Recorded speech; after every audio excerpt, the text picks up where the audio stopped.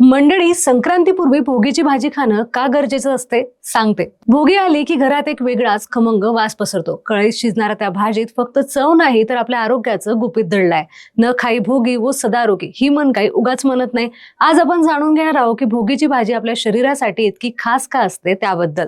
भोगीची भाजी म्हणजे फक्त भाजी नाही तर हिवाळ्यात शरीराला बळ देणारं निसर्गाचं गिफ्ट आहे. या कढईत हरभरा, वाटाणा, गाजर, वांगी, पावटा, घेवडा, बोरं आणि तीळ एकत्र येतात. हे सगळं मिळून आपल्या शरीरातली थंडी, कफ आणि थकवा दूर करतात. आपली आजी आणि आई म्हणायची की हिवाळ्यात जर ही भाजी खाल्ली तर डॉक्टर दूर राहतात, तर ते खरं आहे. तिळामुळे त्वचा चमकते, सांधे मोकळे राहतात आणि पोटही हलकं वाटतं.